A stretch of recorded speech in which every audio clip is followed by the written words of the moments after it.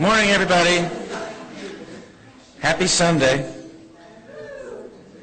Today we have four great speakers lined up for you, and we're going to start off with somebody who is going to be able to grab and keep your attention and your energy level high. He's has been a professor at Northwood Economics since 1980, and before that he was a student here.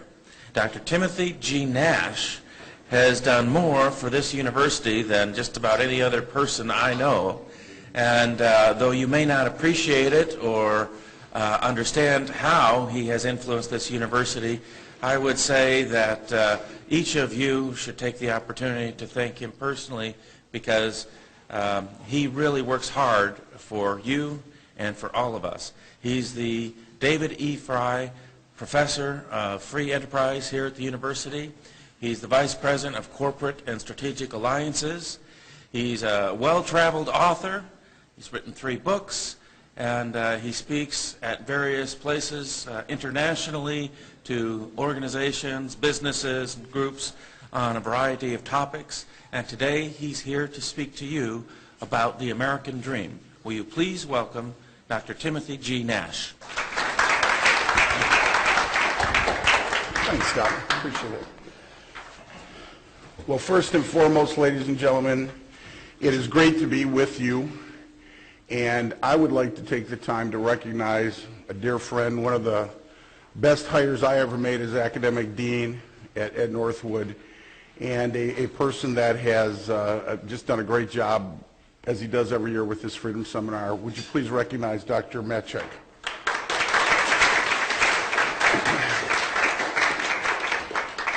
Again, it's an honor to be with you. As Dale said, I don't get to see you anywhere near as much as I would like to. My greatest passion is teaching, is doing what Dale does so well. And again, I've probably been to just about every Freedom Seminar I was involved. My professor, Larry Reed, was the fella more than 35 years ago who dreamed of the Freedom Seminar, and we've had, again, this is the 35th, and we've had members of the U.S. House, the U.S. Senate, we've had foreign dignitaries, we had some of the top leaders in Poland after the collapse of communism, literally the year after it collapsed. Certainly Morris McTeague, whether you realize it or not, Morris is an individual who literally has, as I said in his introduction, changed the world. And what I think is most important for all of you is that think about Thursday night. Every one of those individuals that were on that panel, in their own way, they're changing the world. And I had the privilege of having all 3 of those gentlemen as students, and 2 out of the 3 of them attended this seminar. And you think about one who's he's one of my best friends, and he's gone on to do great things. John Hance. John was kind of a gangly kid, came to Northwood, wanted to play quarterback, very bright. Realized he wasn't going to be in the starting lineup his freshman year. John's a little impatient. And John also came from humble beginnings. His mom and dad were divorced at an early age. He worked 2 jobs to get through Northwood, was one of our best econ majors, went on and did his MBA at Harvard, was offered the presidency of the financial planning division at American Express. Didn't take it because he didn't like the terms. Started his own company. If you look him up in Fortune, you Google him, he's worth somewhere between $250 and $500 million. Just turned 50. And he's trying to change the city of Detroit in a very positive way, along with employing over 1,000 people. And my point is, the Freedom Seminar is really about dreams. It's about your dreams, your parents' dreams, your grandparents' dreams, or as Dale noted, the American dream. In many ways, what's key with freedom, a lot of people can be free, but the question is, what do you do with that freedom? And the point is, you dream with that freedom. You think about what you want to be, what you want to have. You dream for yourself, you dream for your family, you dream for your community.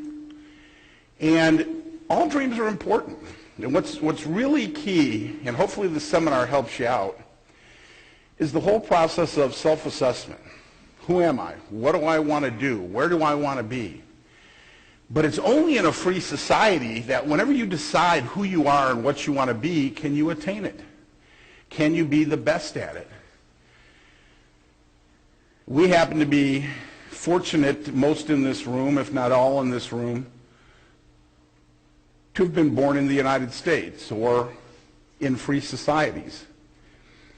Even today, more than half of the population of the world wakes up in a much less free society than we do. They have fewer chances. They have freer choices, or less freer choices, I should say. Some have very little, if any, freedom. So what I would simply say as you're writing your papers, as you're doing your work, keep that in mind. Keep in mind what's so very important is that as a free human being, you can accomplish great things. And as our next speaker, when Herman is up here, one of the key points that he's going to make is part of our lineage is to help other people around the world become free. And that's a difficult balancing act. My talk today is really about protecting our own freedoms, protecting the traditions and the freedoms that truly did, in fact, create the greatest society in the history of the world. So as you look at the United States, you have this country that from its inception debated the notion of the role of government. What is the role of government? How big should government be? And as you remember from your Principles of Economics courses, generally back when I was teaching, this was all covered in Principles of Macroeconomics, and we taught macro first. The thing that was most important was to really ask the question, or to think about the fact that you had really three major categories in an economy. You had business, you had households, and you had government. And I would put a slide similar to this on, back then, on the overhead, and ask the students to, just to think about it and to debate it and to really get down to brass tacks or root cause in the economy. Meaning, what was the source for an economy to exist? Or in some ways, maybe, what came first, the chicken or the egg? Did you have government, and then you had business? Or did you have business, and then you were able to afford government? Did you have households first, and then out of it you created business? And those are really, really important discussions. We don't have time to do that today, but I would suggest maybe at your tables, on a break, as you're writing your papers, spend a little bit more time on that. Because I would submit to you that at the fundamental basis, or at the fundamental beginning of the process, it's business. You can't have government if you don't have the revenue to support government. You can't have households if you don't have the source of income for people to be able to get on their knees and propose to their wife or their husband, to have children,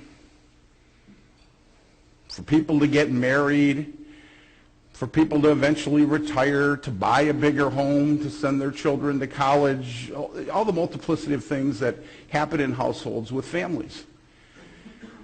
And again, when you look at this great country, we have been able to be the beacon of liberty, the beacon of democracy for well over 100 years, and we've been able to exist and have an ever-growing standard of living for more than 235 years. At the cornerstone was a highly productive economy that allowed those things to exist. Now, I would also suggest, as my dear friend Morris McTeague noted yesterday, if you remember, he talked about in 1900, if you took the list of the Fortune 100 largest companies, you took a snapshot of that, then you looked at that list today. what you would discover is that somewhere between 1 and 3 of those companies, depending on how you measure the Fortune 100, are in the Fortune 100 today. And you ask yourself the question, why are so many of those companies either below the top 100 in size and scope or not in existence at all? Well, if you looked at that list, you'd find that I think it was 7 or 8 of them were railroad companies. One of the largest companies in America at that time produced matchboxes and matches, the Ohio Match Company. That was one of the 100 largest companies in America just a little over 100 years ago. And you think about how important matches were. Well, we live in homes that have either gas or coal or oil heated heating systems. Back then, the majority of people had their homes heated by their fireplace. You say, no, that can't be, but yes, it was. So you look at the dramatic changes, the notion of a cell phone, the notion of a PDA, the notion of the internet, the notion of air travel or space travel. Those were things that people dreamed of in 1900 that truly came to fruition because of this whole notion of creative destruction. And sometimes people listen to the term and they say, creative, I like that word, destruction, I don't like it. It's one of the ills of capitalism. But no, at the cornerstone of creative destruction is you, it's me, it's the consumer. It's the want and the need in a free society for a transaction only to take place if the customer voluntarily wants to have the exchange take place. And how and why does the exchange take place? If the consumer's better off and the producer's better off. So creative destruction just simply says, if I'm going to get in the game, start a business and be successful, or if I'm going to continue to be in the game and be successful, I have to satisfy my customer and give she or he the best possible product at the most competitive price. And so if you look here at this chart, this, by the way, is the work of something that I've done some work on with Michael Cox. And Dr. Cox did a great job for you, didn't he? And Michael, I got to know Michael when he was the chief economist at the Dallas Federal Reserve Bank. And whether you know it or not, he came this close to being the chairman of the Federal Reserve. And Ben Bernanke got the nod, and Dr. Cox ended up figuring after a few years at the Federal Reserve beyond that particular point that he was better off doing research and going back into academia. But the point with it is that this really is the work of 2 great economists, Joseph Schumpeter and Friedrich von Hayek. This notion that in the end we get rid of the old and the new takes its place only if the new is better. And it may be a better product or service. It may be better delivery. It may be better customer service. So the process doesn't always have to be a change in the product, but in essence, the consumer is better off. Maybe it's the same product at a much lower price because of competition. So as you look at these things, that becomes a key factor. Now, this particular slide is a slide that I borrowed from a dear friend, a person that greatly influenced Dr. Matchek and myself, and certainly we were honored that Dr. Friedman, the 1976 Nobel Prize winner in economics, wrote the foreword to your course text, When We Are Free. And one of the key points that Dr. Friedman noted, now he's an economist, but he found so much reverence in and had great respect for our Constitution. Because he said that you had to have a rule of law. You had to have a set of guiding principles and, in essence, parameters or constraints that said we can do certain things in a free society, but there are limits to a free society. And I remember Dr. Friedman and others would paraphrase the following phrase, that people in a free society have the right to do just about anything. But one key point is this, that my freedom to swing my fist ends where the next person's nose begins. And it was their way of saying, at base, at root in a free society, is the whole idea of property rights. And you start out with human property rights. You start out with the basic property right that you have the right to self-ownership. You know, why is rape wrong? Why is murder wrong? Because it's a violation of your most basic property right, your right to control who you are, what you are, your own physical being. And then you have other property rights, the right to intellectual property, you know, such as owning a patent or a copyright. And so as you go through and you look at human property rights and non-human property rights, that's the role of government. The role of government is to protect against foreign and domestic peace breakers. The role of government is certainly the military, the police force, the court system. But much of the years, the 35 years of the Freedom Seminar, is then beyond that, what is the proper role of government? How large, how big, how powerful should government be? And then I'm sure a number of your speakers at the Freedom Seminar have been concerned about what I'm very concerned about, Dr. Matchek is concerned about, Dr. Ebling is concerned about, and that is inflation. And this also is just a simple model that Dr. Friedman used to use. And it's this correlation between the supply of money and inflation. Ceteris paribus, or other things constant, if the economy stays the same and the money supply increases, prices will go up. And one of the real problems today in our economy, as a number of the speakers have noted, is that we have I think, a facade. I think we have an economy that is not, it's sending you many confusing figures, and in the future slides we'll look at these figures, but the real problem is that when you look at the stock market, people think, oh, the economy's going well, it's going great guns. And then we ask ourselves the question, but why did gross domestic product only grow after 2 revisions, 0.4% in the fourth quarter of 2012? Or everything coming out of Washington, certainly the White House, is the economy's doing well. The recovery is on its way. And we look at pretty decent jobs reports for January and February, and then lo and behold, March comes in, and we only create 88,000 new jobs. On an annualized basis, that's about 1 million jobs. That's terrible. You can't sustain a capitalist economy the size and scope of the U.S. on that many jobs.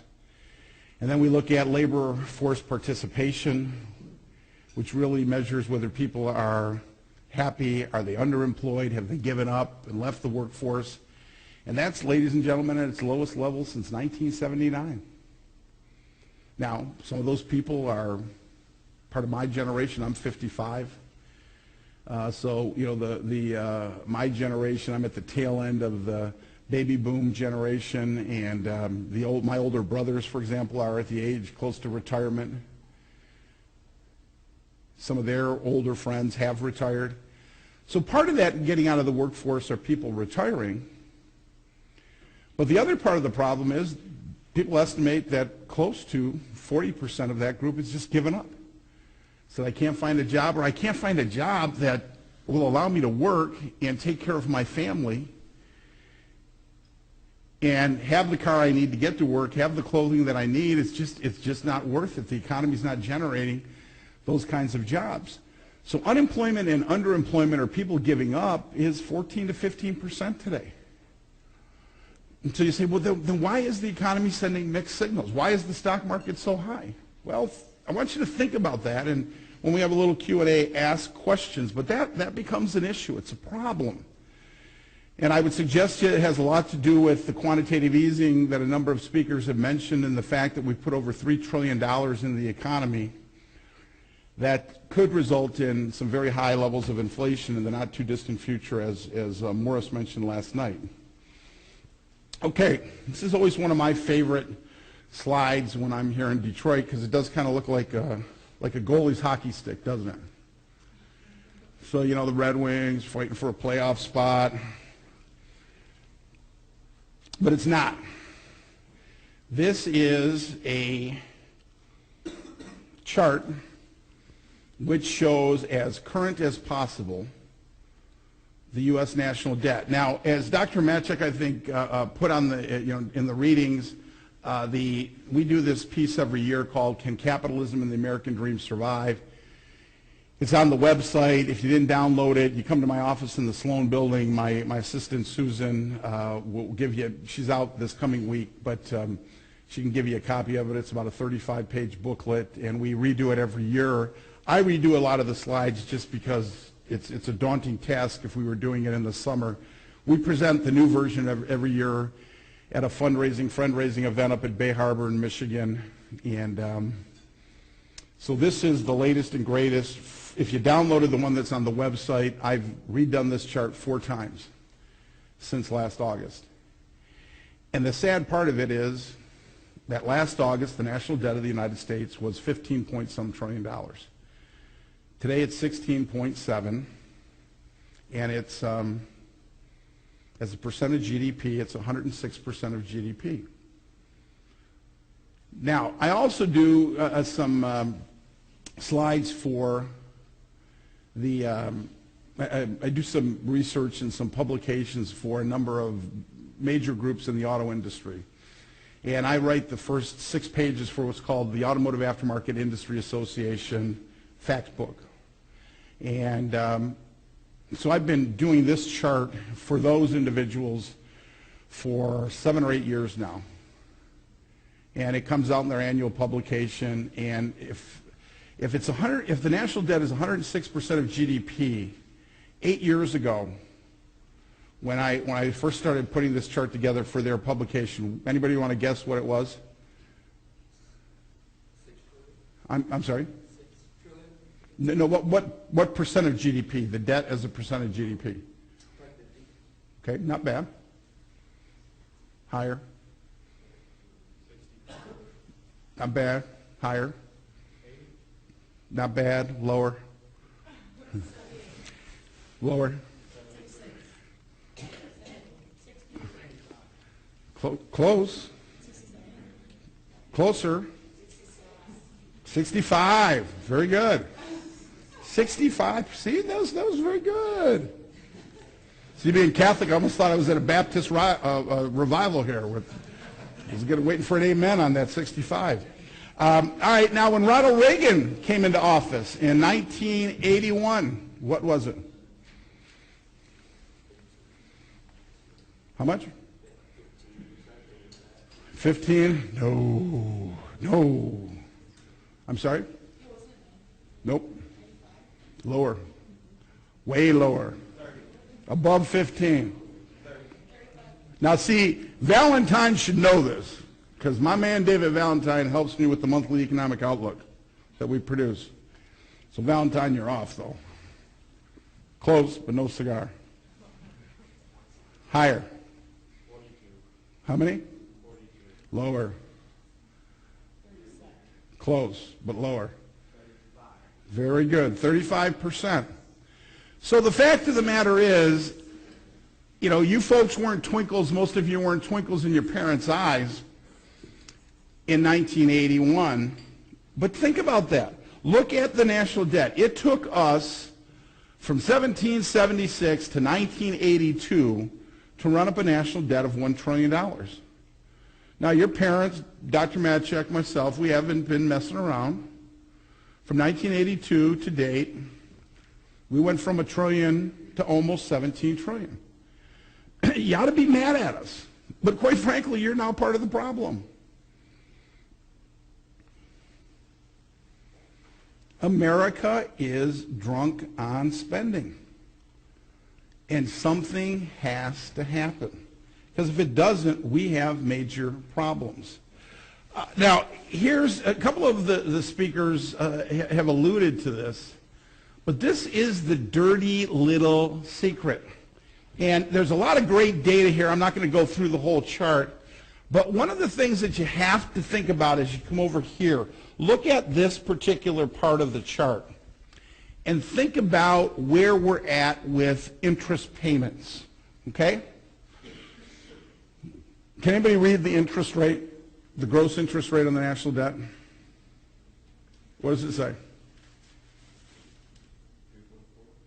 Gross. Yeah, if you look at it and you go through the data, and I assume that these slides will be available for you to use, but the fact of the matter is, a blended rate right now, and if you noticed last night, Morris quickly talked about this and then went on. One of the things that's happening with the federal government with quantitative easing is, as we put all this money into the economy and the banks the Federal Reserve is holding it, you bring down interest rates. And there certainly is at least a theoretical reason for doing it. It's to stimulate business. And in some ways you say, well, it's been very good for the economy. It's brought down long-term mortgage interest rates. Certainly it's brought down things like the prime rate for business to borrow. We'll ask ourselves the question, why haven't businesses borrowed more? You look at the incredibly low rates to borrow if you're a business person, the historically low interest rates on a long-term mortgage.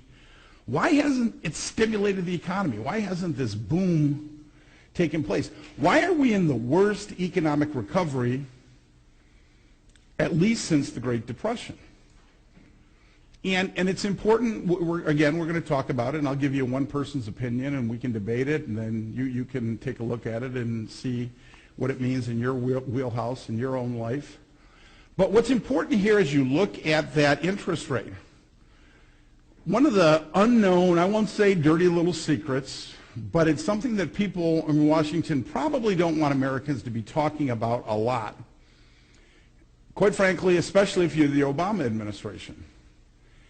And that is that with this interest rate excessively low, basically about 2%, because this blended rate literally changes on a daily basis, because you have immediate short-term rates, medium rates, and long-term rates all blended in. These are the different debt instruments that the federal government blends together to borrow money to finance the national debt. So if it's about 2%, last year we paid about $365 billion interest on the national debt, gross interest on the national debt. Now some of the interest was paid to the government who owned the debt, so that isn't reflected in net interest costs to the government, because the government just gives it back.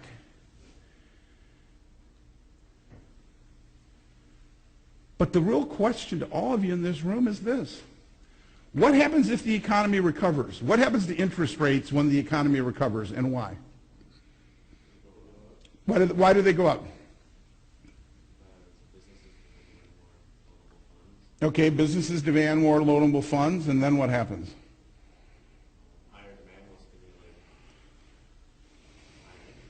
Well, there's a limited amount of money, right? And even in Washington, there's a limited amount of money. And if more people are demanding it, just like an automobile, if you have one really nice automobile and 10 people want it, what's probably going to happen to the price? It'll go up. And as they compete for it, it'll go up. So the same thing happens. As more people become confident in the market, in the business sector, at least initially, interest rates are going to go up. And in most cases, most economists would say that in a normal recovery, that blended rate should be somewhere between 4 and 5%. Well, what would happen if the national debt of the United States, let's just say it stays the same, it's roughly $17 trillion, and that interest rate goes to 5%? What's the interest payment on the national debt going to be? Okay, can you be a little more specific? If it's at 5%, 17 trillion. How much? Okay, it'd be about $835 billion, right? And there's not a darn thing the government can do about it.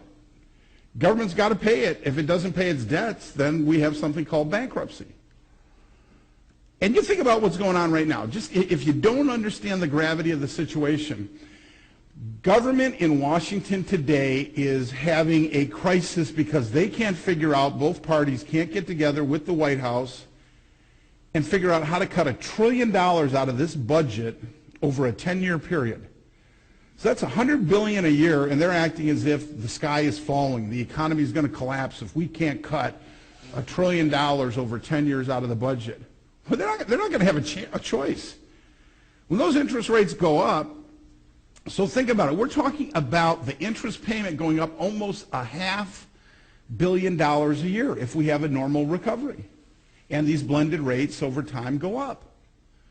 Or God forbid, if you look at the late 70s, early 80s, when we had stagflation, which Keynesian economists told us could never happen, where we have low to no or negative economic growth and high inflation. What are the three component parts of an interest rate? The originary rate, yeah, in essence, or time preference. You want something today, right, that you could have tomorrow, but you're willing to pay a higher price. Okay, you have debtor's risk premium, your credit rating, and the third one is the inflationary risk premium. So if inflation goes up, interest rates are going up. Ask your mom and dad about buying a home and financing it in the late 70s, early 80s. You know, you're looking today at a long-term mortgage interest rate of well below 4%.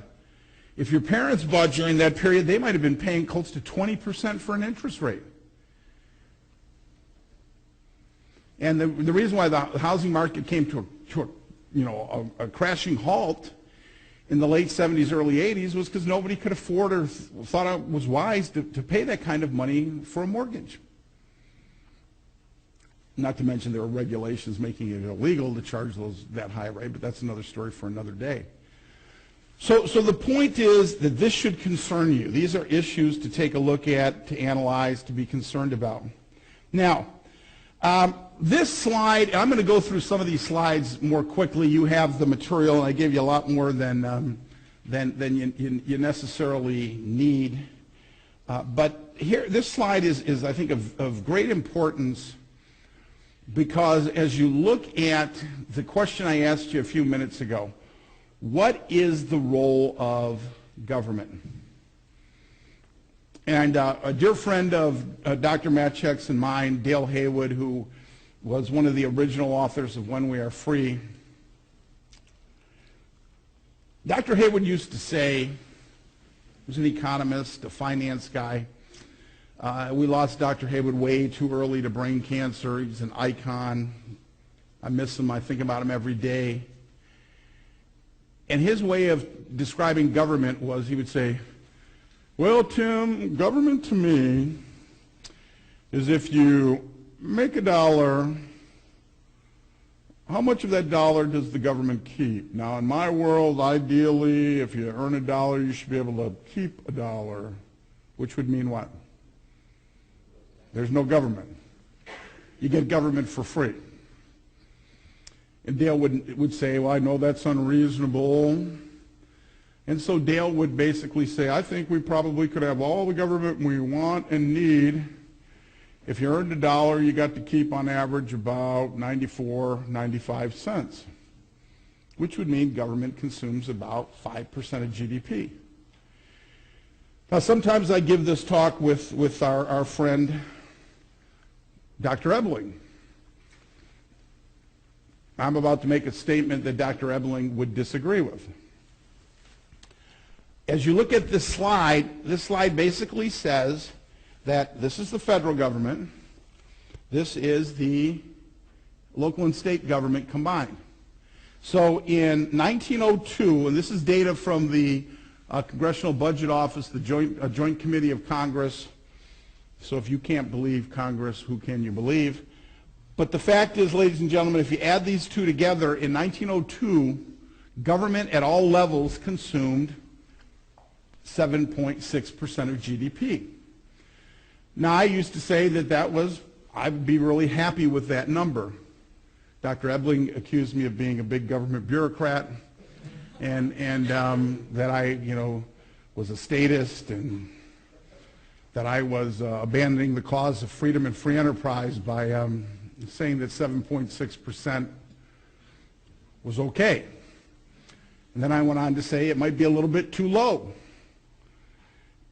That's the kind of discussion and debate that you have to have. But the thing that I think you need to really look at, this is 1902. So if we came back over here and we had 1776, you'd probably find out that for the vast majority of the history of the country, as we move from way over here to here, if we had a wider bar chart up here, that in the 1800s, government consumed between 3 and 4% of GDP. Now, as our next speaker is going to point out, we weren't a major international player. Maybe that's not a bad thing. We hadn't had World War I or World War II. We had had the Civil War, which was a dark time in our country. We had the American Revolution. But again, this is important for you to think about and debate the size and scope of government. But again, what surprises you about this year versus this year? What's the thing that's obvious to you? I'm sorry? Okay, what surprises you about this year versus this year? I'm sorry? Okay, has become, yeah. But the way I would say it is, the federal government was much smaller than the state government. And government overall was what? Was much smaller. And the only reason I asked it the way I did is because that's the beauty, and historically, it's been the beauty of the American Constitution. If you get back to the chart that I lifted from Dr. Friedman. And that is that the role of government should be limited. That our Constitution argued that we wanted a strong but powerful and limited government. And that the federal government should do certain things, and then beyond that scope outlined in the Constitution, it was the role of the local and the state government to take care of economic activity. And most importantly, it was their premise that not only did they not have everything right, and that was the beauty of the amendment process to the Constitution, to change things, but by very design, they wanted a laboratory. They wanted competition. They wanted states to do things differently, to experiment. And if State A did something better than State B did, State B could what? Could learn from A and copy it. You know, so we have different tax policies in each state. We have different regulatory policies in each state. And that the beauty of that was by design. And if you look at our state, when you think about the state of Michigan, your alma mater, whether you know it or not, had a lot to do with Michigan becoming a right-to-work state this past year. A group of us got together and we had economists from other schools. Had a few Northwood students helped as research majors, a student from U of D, a student from Notre Dame Law School. And we wrote the competitiveness study for the Michigan Chamber of Commerce that every member of the State House and Senate got. The governor received it. And the fact of the matter is, Michigan became the 24th right-to-work state, and we had a little something to do with it. That was a monumental change. But what our study said, looking at over 200 variables, was that right-to-work states were a lot more competitive and a lot more business-friendly than non-right-to-work states. And the beautiful thing is that Michigan changed its laws and became a right-to-work state. Now, my friends in the unions wouldn't say it was a beautiful thing, but again, that's the wonderful process of our Constitution and being a federalist system in many ways. And that is that if you don't like what exists, you change it. You change it within the confines of the Constitution, and then you observe it. And you see cause and effect, and you look at the data and you ask, is the state better off or not? And by the way, that study, if it's something you're interested in writing your big research paper on, it's 178 pages. There's a lot of data, a lot of charts, a lot of written information, and you can download that from our website or the Michigan Chamber of Commerce's website. So I would encourage you to take a look at it. But the point is that this has changed. Our founding fathers worried about a massive, oversized federal government, a government that was too far-reaching, that was too powerful. So without Dr. Ebling here for us to have a friendly, somewhat humorous debate, let's simply say that I would say government was probably a little too low for what we are today in a complex global economy in 1902. But all of us can agree that government today, consuming over 40% of GDP, is excessively high. Government is excessively high, and it is becoming more and more problematic. And so as you look at a number of these other slides, we look at the size and scope of government by spending, bar charts, pie charts. Again, you can look at these, look at all the information as you see fit. But as you go through and you look at the size and scope of government, what's important for you to come into play with is that as you look at a lot of these different variables, government is becoming problematic. So those slides that I just went through quickly, they give you a lot of analysis, where government spends, how it spends, etc. So it'll be interesting in the review of this talk, and it may be something you want to look at further for your papers. But come and take a look at this slide. Here's another problem when you look at the question of, can capitalism and the American dream survive? And that is, we're part of a complex global economy. If you go back 100 years ago, we really didn't care much what happened around the world. We didn't export much. We didn't import much. A global economy didn't affect us anywhere near as much as it does today. And the problem that you have is that we are by far and away the largest single economy in the world. If you look at just the state of Michigan, whether you realize it or not, if Michigan were a free and independent country, the state of Michigan would be among the 35 largest countries in the world. That's how big and vast the United States is. The United States is roughly the size, well, slightly smaller than, but roughly the size of the 27 countries that make up the European Union. Now, the European Union, the broader European Union, is the largest economy in the world, and it's in a terrible position. Why is that important to us? The EU is our largest single trading partner. And if we're exporting about 15% of GDP, a less than optimal performing Europe adversely impacts the growth in the U.S. economy, the ability to have jobs, etc. Because if you truly imagine a free and competitive global economy, we should be concerned about a big place like Europe, just like we should be concerned about growth in Texas or California.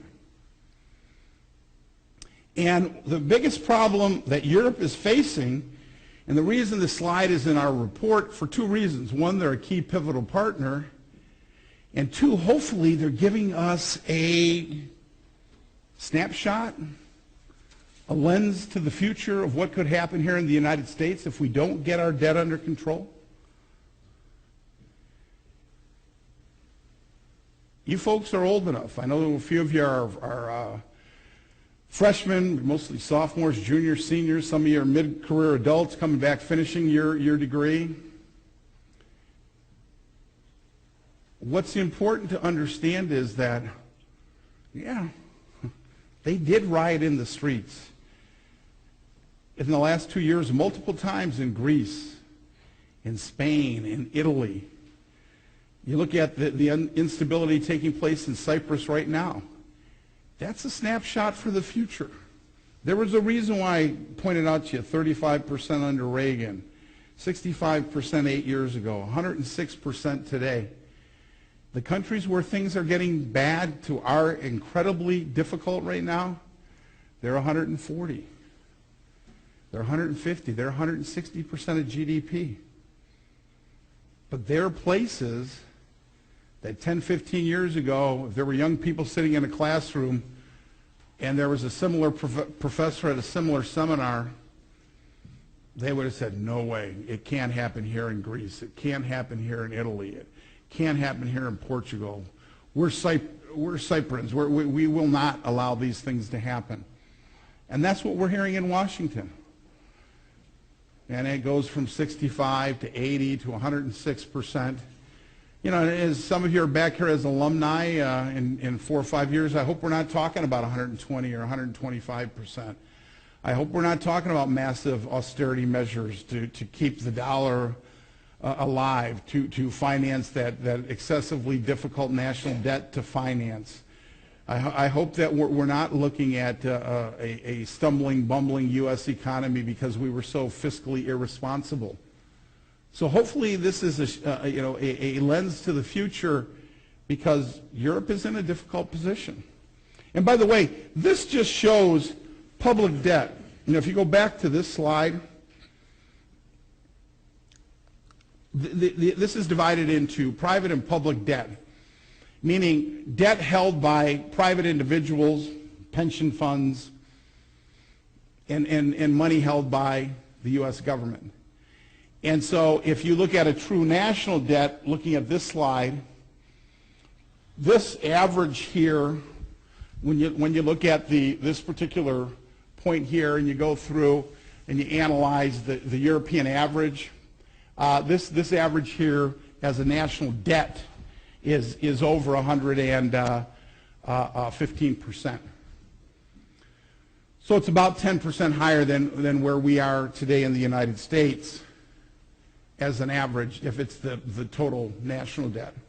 So as you go through, what's important with a number of the next few slides, as I'm going to wrap up in terms of looking at where we are, and then I'll take any of your questions.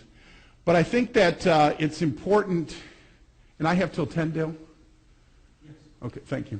As you look at it, another key factor as you go through these slides, ladies and gentlemen, is to understand that when you're looking at or you're thinking about the United States, you have a real problem as it relates to taxation.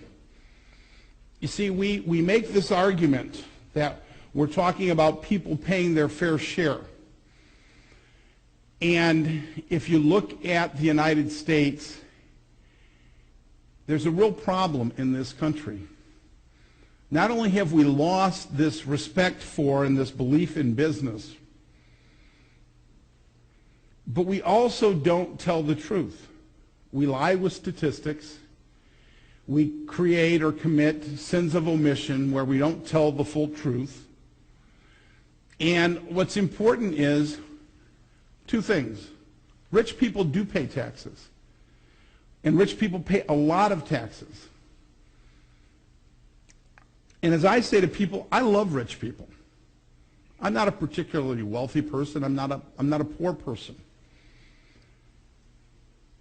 But I love rich people because rich people become rich because they're willing to take risks. They go out there and they take risks, they create jobs, and they pay a disproportionately high amount of taxes. And you know, you don't have to listen to President Obama's rhetoric on one side or my rhetoric on the other side. Please go to irrefutable data sources. And on this, and I don't mean this tongue-in-cheek, go to the IRS database. Go to the database of the Tax Foundation. And what you see is that the top 1%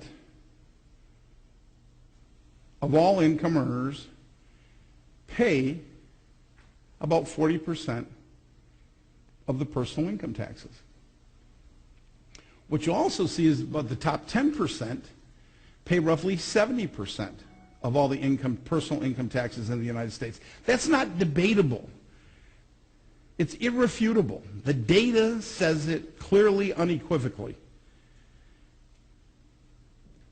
Or go look at data sites on corporate taxes.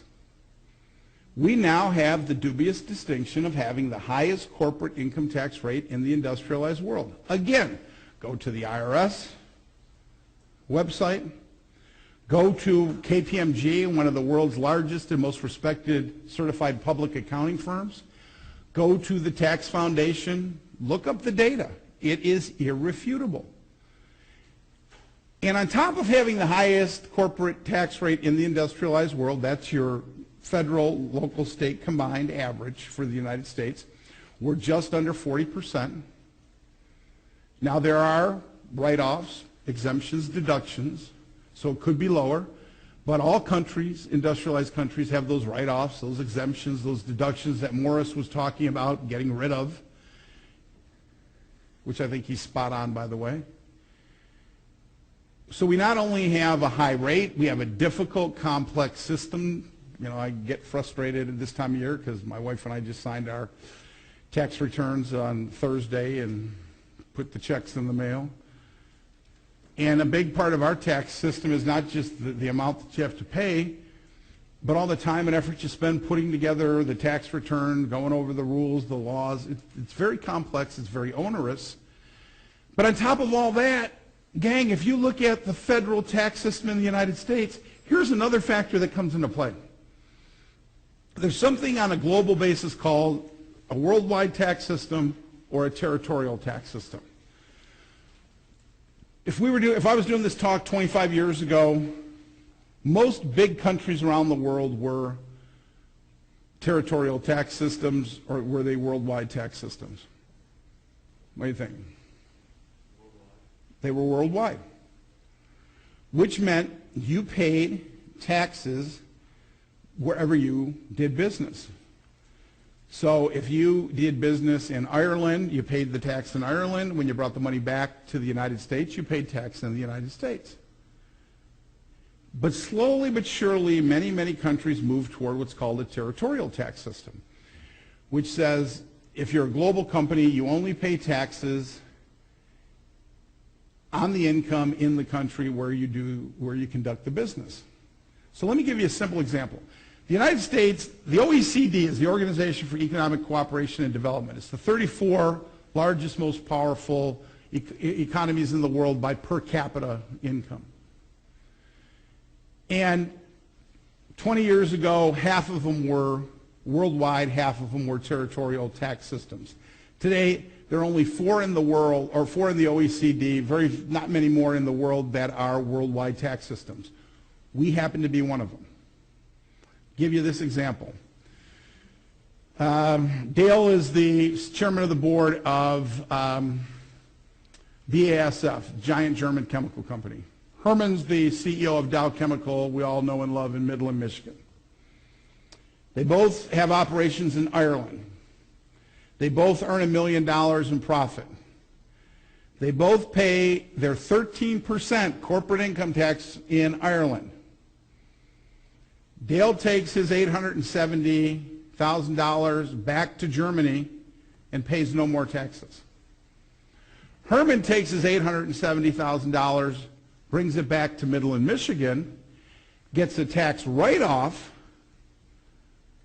for the 13%, and then pays taxes at roughly 41% on his income to the U.S. government because he happens to be a U.S. corporation, and he pays that rate because he's in Michigan, which is the blended rate of the federal and the state corporate income tax. So the point is, Herman's paying well over 40%, Dale's paying 13%. Dale can take all of his money and invest it as he sees fit in the German infrastructure, in R&D, paying it back to shareholders, etc. Herman and Dow Chemical have a lot less. And so when you hear about U.S. corporations, as Morris mentioned, having $2 to $2.5 trillion offshore, that's the reason. there's a huge disincentive to bring this money back in the U.S., especially versus our competitors. So this whole idea of competition, this whole idea of doing business, if you take anything from this talk, take this and think about it. One of the most important words you're ever going to use in economics will be the word relative. And I don't mean your son, your daughter, your grandmother, your mom, your dad, your wife, your husband. I mean in comparison to. And in today's complex global economy, everything really is relative. And we say, oh, this is a fair tax. Well, first of all, if President Obama says we need to be fair, I respect the president. He's my president. I think he's a good and decent man. I think he is a good father, a good husband.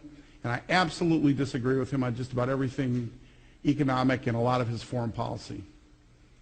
But that's what America's all about. So if President Obama were here and he gave you his definition of fair, I would say, well, my definition, Mr. President, is different. But see, the beautiful part of a free society is people get to choose. And when investors are looking at investing in a country, a lot of people don't think our investment taxes on business, our corporate income taxes, are very what? They don't think they're very fair. So relatively speaking, they look for other options elsewhere. So as you go through and you look at things, this next series of slides gives you what's an analysis of a couple of freedom indices. One of them is the Cato Institute, Simon Fraser Institute Global Freedom Index. The other is the Wall Street Journal Heritage Foundation Index. And what you see is that the United States in both of these indices has dropped dramatically. In fact, if I had the new Cato data up there, you'd see the United States has gone over 20 years from being the second most free, the second most competitive economy in the world to number 17. On the Heritage Foundation Wall Street Journal Freedom Index, which again measures economic, political freedom, or not hundreds, but tens of variables, the U.S. has gone from number 3 to number 9. We're becoming less competitive, less desirable to do business in, etc. And what's most important is that as you analyze things, countries are making great changes. You have no idea what a great man you saw yesterday, what a courageous man last night. Morris McTeague took, and a couple of his key colleagues, including their Prime Minister Bolger. New Zealand was an economic basket case. More than 70% of the workforce was unionized. Nobody wanted to go there. People were leaving New Zealand, and it's a beautiful country because business just wasn't working. Government was everywhere. And today they're number 3. They balance their federal budget every year. And as Morris mentioned, Canada. Gang, I remember when I was your age, you looked at Canadian money as play money. It took 69 U.S. cents to equal 1 Canadian dollar. And our neighbors to the north, in about 10 years, 12 years, they've dramatically reformed their economy. They didn't have a banking crisis. You didn't hear about banks collapsing, a fiscal crisis in Canada. Why? Because a lot of the silly deregulation that took place under President Clinton, and I happen to like President Clinton in many ways, it was silly. It shouldn't have happened. Why aren't many bankers going to jail over the financial crisis? Because the government allowed it to happen. Could argue it was unethical, some of those things, but it wasn't illegal because the government did away with the Glass-Steagall Act and didn't put anything in place and allowed greater insurance and greater government coverage of banks and more risk-taking. Now that's another story for another freedom seminar. But the point is, Canada didn't allow those things to happen. Canada slowly cut the size and scope of government. Canada's balanced their federal budget. Canada's $1 trillion economy, folks. They figured out a way to balance their budget. Why can't we? And this index measures this every year. So we're losing our roots. We're not where we used to be, and that's a difficult thing. Now, what's important is this slide is one of my favorites because this slide really takes a look at who do you work for. And what this slide basically says, we put this together every year, and we look at what a person pays in taxes, on average, what a person pays for the cost of government regulations, because regulations cost a lot of money, what a person pays to cover the national debt, because somehow we've got to pay for it. And if you add it up, the average American works until mid-April to pay taxes, and the total cost of government takes us into August. Government's too big. And again, maybe 7.8% of GDP in 1902 was too low, but roughly 42% today is too high. So again, some of you were at our tax panel in the fall. America needs to have a strong debate. Should it be a fair tax, as Harry and his team are looking into, or should it be a flat rate tax that the famed Arthur Laffer and the Laffer curve that I'm sure you saw in your Principles of Economics textbook? Should it be a flat rate tax, as Dr. Laffer argues? The fact of the matter is, taxes are too high. Government spends too much.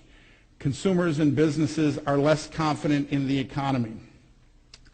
And today, gang, the United States is in a position that is untenable. Okay? So in wrapping things up, I think what's important is that we look at this great country and ask ourselves the question, is it over? Is woe is me? You know, can we reverse this? The answer is no, it's not over. This is the greatest economy in the history of the world. There are opportunities around every corner to continue to have this be the greatest economy in the history of the world, and to become a greater partner with our friends in China, with our friends in Europe. We could have a larger, a greater, a more competitive global economy. And most of the world looks to us not for what we're doing today, but the great history and traditions that made us who we are. So what do we need to do? We need more people like the Northwood alums from Thursday night. We need people to come back into a city like Detroit, my hometown. I was born here. I grew up here. The old Joe Walsh song, In the City, that was me. I'm not a suburbanite. Grew up about 10 miles west of here. Had a great time. Had an idyllic time. Detroit's not what it used to be. Detroit's the second largest landmass city in the United States. There's more square miles in Detroit than New York City, Chicago, Philadelphia, Houston. And if you see, I get a little emotional.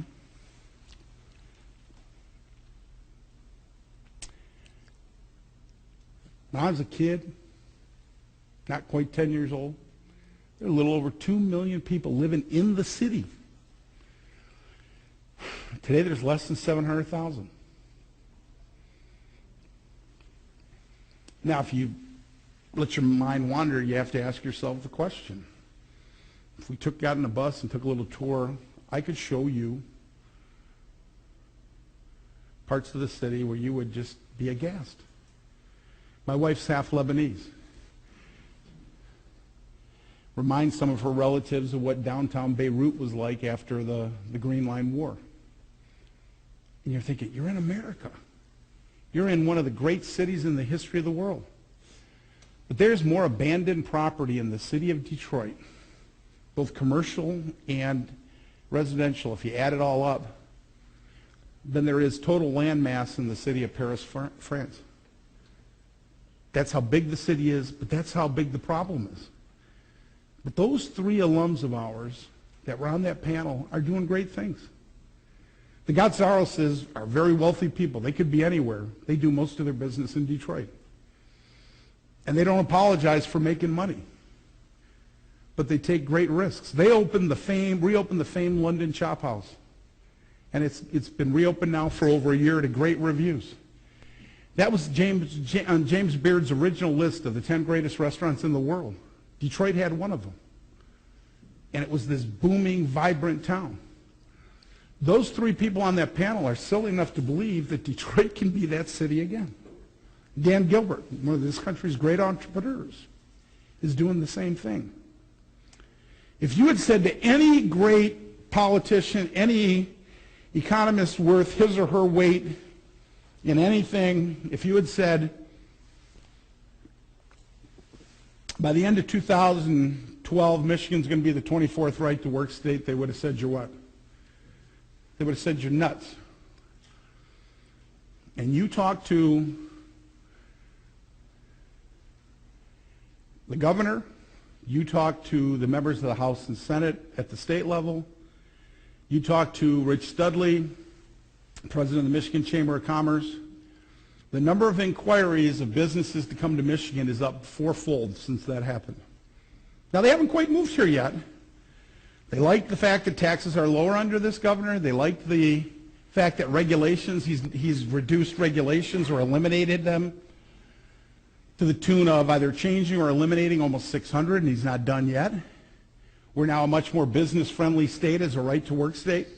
And by the way, to my union friends in the room or in the country, I'm not anti-union. If you look at it, ask yourself this question. Does it mean if you're right to work, you're anti-union? I think the answer is no. Go to Texas, the most right-to-work state in the country. You find Southwest Airlines, probably the most heavily unionized airline in the country. And you know what's interesting? They're in a right-to-work state. They're not losing union members. And Southwest Airlines is the only airline that's been profitable ever since it went public. They were profitable through 9/11. They've been profitable through the Great Recession. Delta Airlines can't say that. United Airlines can't say that. American Airlines can't say that. And by the way, heavily unionized company, headquartered in a right-to-work state. On 3 different indices, it's one of the top 10 places voted by the employees to work. So management and labor what? Management and labor get along. They do well. Right to work just simply says people have a choice. It's a troika. It's management, it's labor, and it's employees. And you all have to work together for a win-win environment, and right to work allows that to happen a lot more. So what I'm saying to you is I gave you a lot of numbers that might have depressed you. But I would say to you, knowledge is power. We happen to have the chance and the ability to change the United States, to put ourselves back on a solid path financially for our children and our grandchildren. And we have the opportunity to continue to live in the greatest economy in the history of the world and to continue to do business with an ever freer, ever more productive global economy. And we also will have the ability to be financially stable enough to protect ourselves and our allies against some of the difficulties and some of the evil in the world that I'm sure Herman's going to refer to in his talk. So my takeaway to you today is this. Some of you are freshmen, some of you are seniors. Some of you are going to go to graduate school, some of you are going to go out into the workplace. Do not be anything other than very optimistic. I truly believe it's not going to be easy. There's going to be some pain. But we're going to figure out the deficit. We're going to figure out the tax problem. And we are going to restore the American dream. So the answer to the question on the first slide is, can capitalism and the American dream survive? I think the answer is yes. But it's only going to survive if all of us have a common understanding of the problem. All of us understand that rich people do pay taxes, that corporations do pay taxes, that we live in one of the most blessed places in the world, but that the formula may not be working. We've got to change it, and ladies and gentlemen, it is your duty and your destiny to be part of it. I've really enjoyed being with you. Thank you, and I'll take any questions you have.